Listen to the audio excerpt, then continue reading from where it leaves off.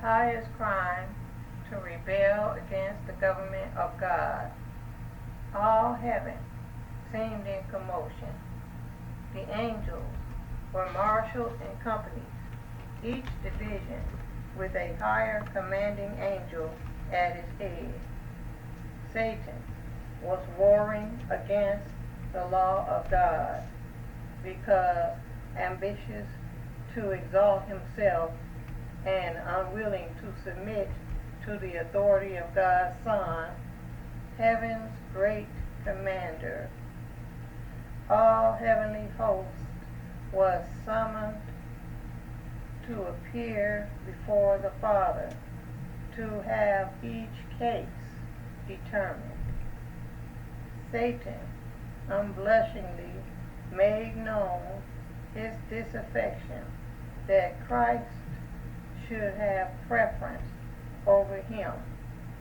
He stood up proudly and urged that he should be equal with God and should be taken into conference with the Father and understand his purposes.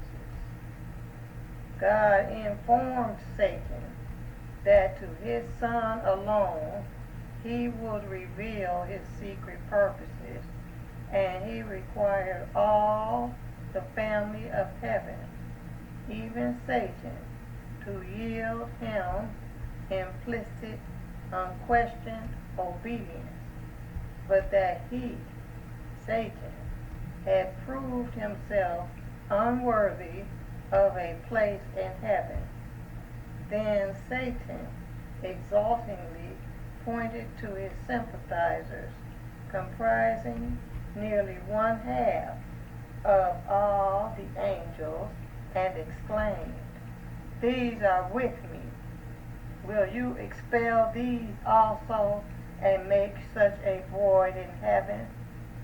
He then declared that he was prepared to resist the authority of Christ and to defend his place in heaven by force of might, strength against strength.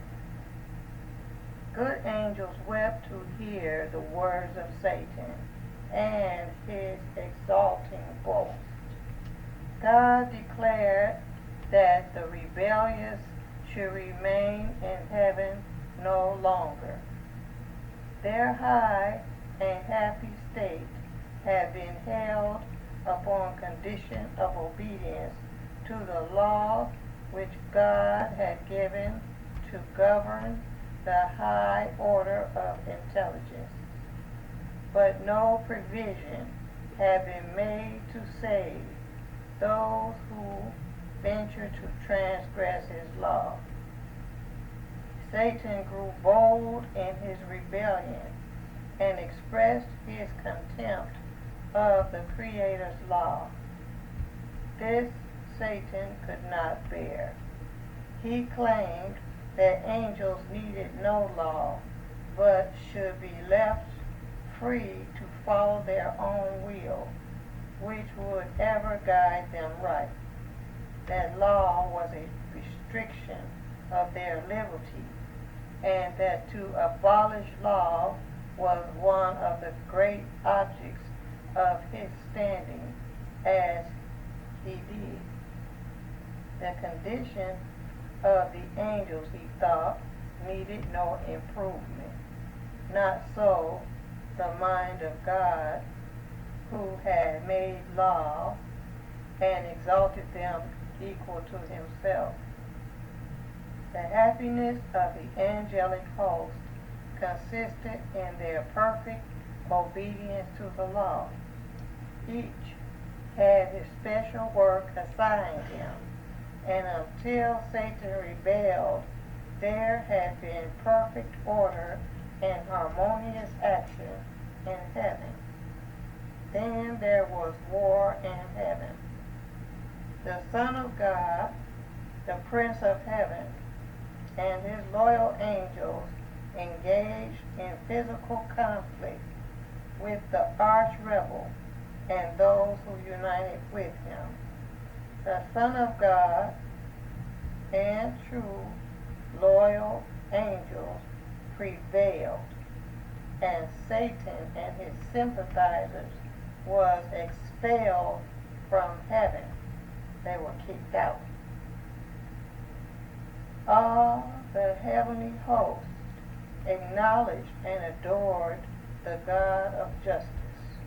Not a taint of rebellion remained in heaven.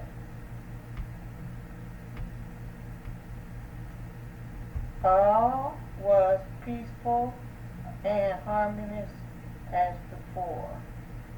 Angels in heaven mourned the fate of those who had been their companions in happiness and bliss. Their loss was felt in heaven. The Father and consulted his Son in regard to at once carrying out their purpose to make man to inhabit the earth.